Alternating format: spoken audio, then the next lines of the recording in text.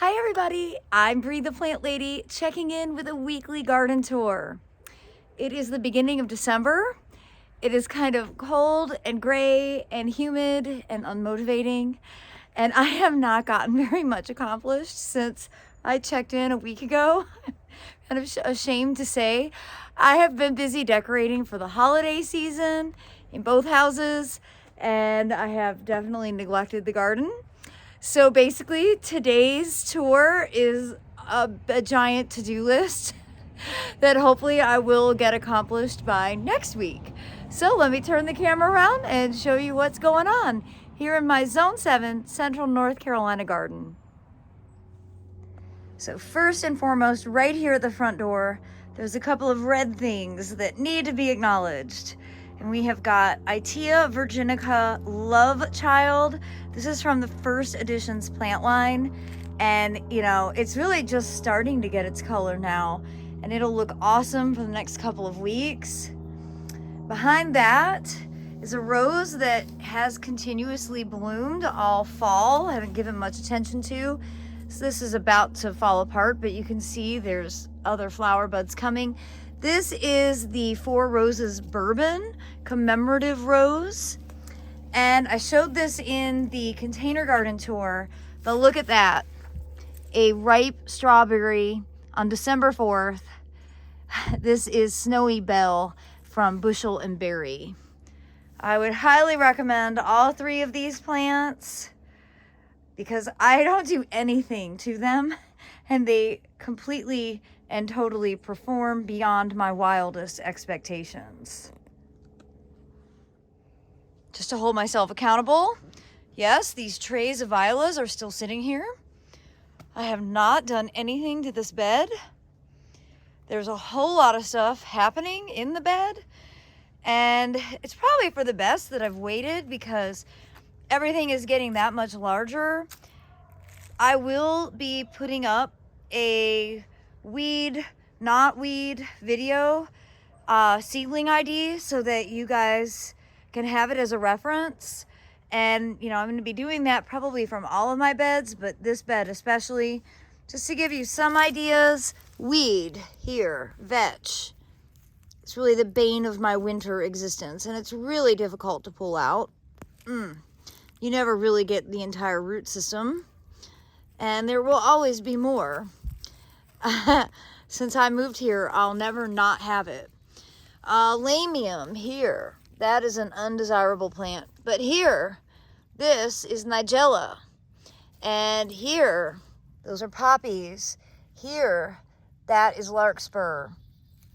So again, I will be making a video showing how I'm going to clean this bed up and do a really proper seedling ID so that you will have it as a reference point. But I've got a fair amount of work to do to get this bed whipped into shape. Well, I genuinely thought that I would see flowering seedlings in this bed by now, and I don't see any. So that says something. What we're seeing here are mixed grains. This was rye and oats that the Carey Academy kids planted. And you can see the garlic that they planted along the edge is all starting to come up. But the flowering plants, the poppies and the cottage garden mix that my seed class sowed, I don't see any evidence of that germinating, which is curious to me. It should be growing by now. So I guess I'll keep you informed week by week if any of those flowering plants do germinate and start to grow. You know, I'm perfectly happy with it being just a grain bed, but I'd love to see all those beautiful flowers incorporated in. As I pan across here, you can really see that Lindera in its tardily deciduous habit, holding on to the kind of tawny leaf that'll hold all winter. The base of that, another fire ant mound. I cannot believe how active the fire ants are. No, they're not like bursting out of the ground. they are there. They're just moving really slowly. So I've got to treat this mound. Lots of stuff germinating in here. And that is definitely larkspur that you see coming up, all self-sown, which is terrific news. Of course, the arums are doing their thing. You know, they're dormant all summer, and then they grow vegetatively through the winter season. I got lots of bulb foliage coming up here. I don't remember what this is, but it looks like it's trying to flower already. And I've got another window box that I'm gonna try and get stuffed today. Now that I'm outside, it's not that bad. A little dramatic. We've been celebrating Aiden's birthday all weekend, and needless to say, we've just been like sitting around. We just watched A Christmas Story Christmas and haven't gotten anything accomplished really. Yeah, lots of cutbacks still need to be done. All these hedychium. I need to pull out the lawnmower, get the phlox cut back for the season. Basically just a giant to-do list. Oh, this is super exciting, you guys. Look at all of these flowers on Camellia japonica October Affair. Aren't they the most spectacular? So this is one that was bred by Dr. Clifford Parks, my former boss at Camellia Forest. And it's a great japonica because it flowers for a really long period. It usually starts October, November, and then blooms sporadically all season. And I really love when they flower like this. So I will have to harvest these and make some epic floating flower arrangements featuring October Affair. And you can see there's tons of flower buds all over the plant. Really, really, oh, I just love when this is in bloom like this because these flowers are so exquisite. And there's a lot of blooms. Oh, it's now the winter sweet is also in bloom. And this is, you know, not the showiest flower, but it's super fragrant. And the entire thing is flowering. Of course, it's really hard to see on a gray day, but all those branches are covered in blooms. And this is one of my favorites to bring inside so you can really enjoy the fragrance. Now, if you ever get your hands on luteus, that is a cultivar that is really beautifully brilliant yellow. It's probably been grafted. Buy it, buy an extra one. I'll buy it from you. Most of these are actually seed grown, and you're not really guaranteed a flower color. And a lot of times they're like this. They're kind of like dirty tissue. I can get that to focus. But nevertheless, the fragrance is amazing. So winter sweet, fragrant winter sweet. It's always one that is blooming in early December. Another border, need to do some cutbacks in. I still haven't separated this garlic. This is why I like to give broad windows. I always say like between Labor Day and New Year's for garlic planting. We're coming down into the last couple of weeks of ideal planting time. Now, obviously, evidence of animals. Look, this has been not only munched on, but ripped out of the ground. And I need to replant that properly. So the deer have been coming in.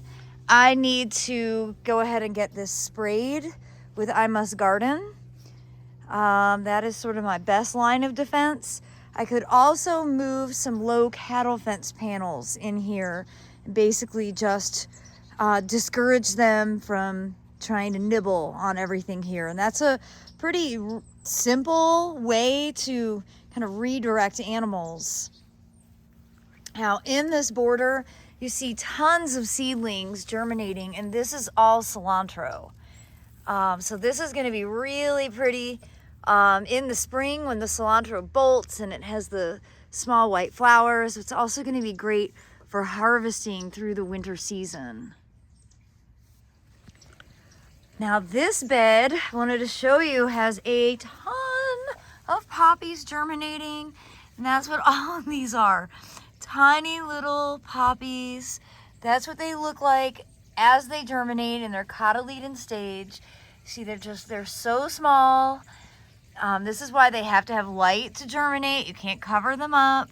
I mean, look at how tiny that seedling is. That is how poppies start. So this is obviously a successful direct sowing. I have this on a video that you can scroll back to. This is the bed, you know, that's like adjacent to my back porch. I did this bed and that bed as 2 separate videos. And you can see the wheat. I believe this is wheat is germinating. And if you look really closely, those little water droplets, that's actually guttation, which is a cool phenomenon when that's actually being excreted from the plant. And that has to do with relative humidity. Over here, I think this is rye that's germinating here. And rye is really cool because it has like more of a burgundy leaflet. Really, I think it's really quite pretty. And this did this get seeded? To be honest, I think I forgot to seed this. Oh my God. So I gotta toss some seeds down here. Sometimes things just do that. And look, this garlic, for some reason, has been pushing itself out. But isn't that absolutely fascinating to see the roots coming out of this garlic? Oh, there's a Reginald. He's got to be a part of the video. He lost his cat jester collar. I'm on the lookout for it. But yeah, that I probably just need to push some soil up and around it. Actually, maybe I did sow this, because look, here are some poppies germinating. Maybe I need to give this a couple days. I can't remember. We were going to do this for the class, and then we didn't. But I do see some seedlings germinating, so I better leave this alone. No need to oversow. And then in this feed tank, excellent. This is perfect. This is the lettuce, the wildfire lettuce. This is actually what Savannah and Aiden harvested from the plants we grew last year. And then intermixed in that are more poppies. So you can see the difference, how tiny the poppy seedlings are. And that is, I'm really thrilled to see that. I this year I'm really determined to show some creative ways to grow poppies, not just in the ground. And I think a large feed tank is an ideal scenario. Now, to give you an idea of what some of the self-sown poppies look like, you can see they're significantly larger. And this is larkspur self-sown with it. Here's another poppy. And then this is all more lettuce that I direct seeded, kind of interspersed with the heading vegetables and violas that are planted along the edge. I still need to get garlic planted across this border. So that's another to-do list. Reginald, we have a lot to do in the garden. He is a terrible supervisor. So I obviously haven't done any cutbacks in any parts of this. I've had on my list all these things to do. And I'd say of the whole year, this past week is the week I've gotten the least amount done that was on my to-do list. It's a little discouraging. It's just, I guess this time of year, there's a lot to get done. I am thrilled to see germination in this area from our second seed class. So you can see the clumps of grains that are coming. And then I don't see poppies yet. Let's see. But again, I think that they're more like 20 days. I know they will germinate. Kind of do need to get these sycamore leaves up because they would block the poppies from germinating. I bet by next week. Oh, nope, I see poppies, you guys. Okay, here we go. Just gotta get your eyes on. There you go. There are some tiny poppy seedlings. I'm sure more will continue to germinate over the next couple of days. Now this is the section that the seed class did, the first seed class. And it is full on riot of seedlings germinating. And I want to show you here, this is California poppy, Eschscholzia californica. This is Papaver somniferum. These like tiny little things. Those are the big breadseed poppies. And then that is likely larkspur. And of course that is wheat. We did 2 clumps of wheat. Hey, no digging in here, mister. Hey, no digging. No digging. He will absolutely mess up a seed bed. But you can see the germination in here is really strong. And I'm really pleased with it, but I am not gonna let this furry little cat destroy it all. That's right. I love you, but I don't love you that much.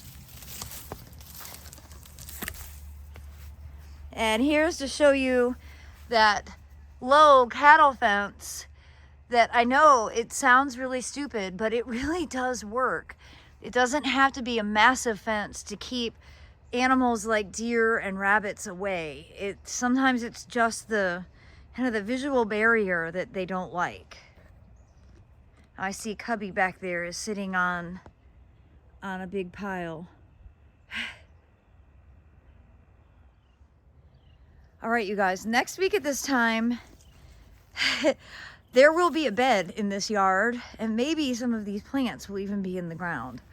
So my plan is to start on Saturday, and you know, I'm gonna try and make it fun, but it's time. I've been waiting. I feel like I've been waiting a year to do this project, and I've had all those plants since September, so it's definitely time. And great thing here, I showed this in the container update, but you see everything that was seeded the week of Thanksgiving is germinating. Here you can see the Reese poppies are growing really fast.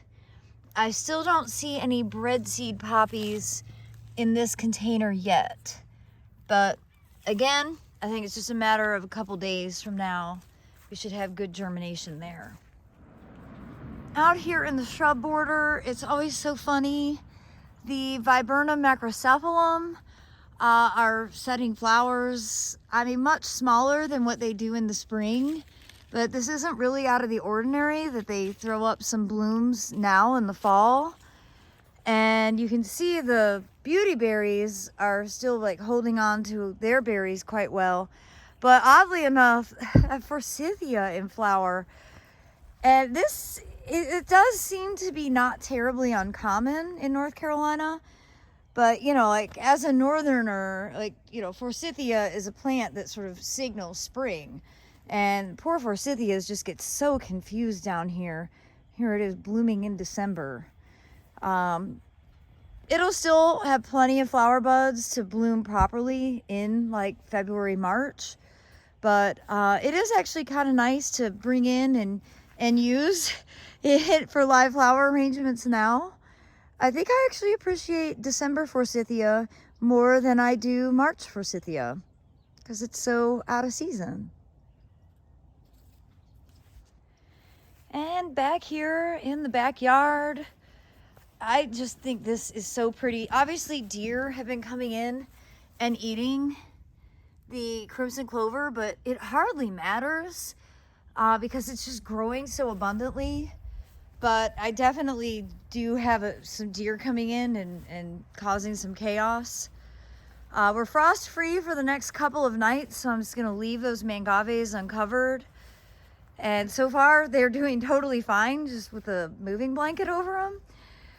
The bananas are looking a little worse for wear, and I'll make a video about my approach to maintaining kind of subtropical plants. Generally speaking, the less you do, the better.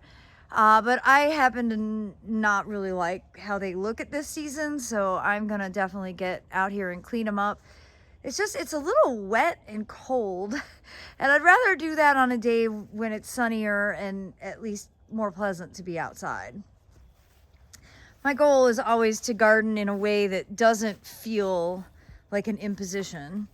Now you can see the deer have been eating the violas planted here, pulling them out of the ground. They've been pretty well eaten, so I definitely need to come out and spray some I Must Garden repellent. And I do need to clean up at the greenhouse. This is long overdue. Again, it's been on my list for 2 weeks now. Oh, Reginald's just being sweet. Yeah, all this just needs to be cleaned up, and I'd like to do some direct seeding in these big 100-gallon root pouches. Well,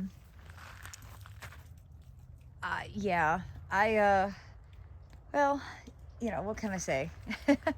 I'm behind on everything. That's just how it is. And I do want to get up and harvest the citrus because I've been looking up recipes and I think I could make some things with these. So that is another goal, to be very careful about it. They're quite high, and this is super thorny, like dangerously thorny. I know I've showed this before, but just to reiterate, citrus in general, to keep pests off, have these really remarkable green thorns, and they are really sharp, and they hurt a lot. And I do not want to hurt myself, and I certainly don't want to like poke an eye out. So I got to be really careful when I do this. But I would like to harvest these citrus because look at them. Even if they just sit in a bowl for the holiday season, it make me feel satisfied. But I actually think that I can make something that will taste good. So I'm going to get this accomplished. Well, and to finish out today's garden tour, I just wanted to show you some beautiful camellias. This is Irrational Exuberance and Sadara Haro. I mutilate that name every time, but that's another really fantastic one that's been blooming for several weeks. It's got these great picotee edged flowers, and crazy enough, the first crimson candles is starting to open, and usually this is one that's in full bloom for Valentine's Day. So well, everything's a little bit off schedule, including myself. And hopefully that will make you feel like if you're off schedule, you're certainly not alone. And I am wishing you guys all the best. I hope you have a fantastic week. And thanks so much for watching. Happy gardening, everybody. I look forward to sharing another update next week. Hopefully I will have gotten a little bit more accomplished in the garden by then.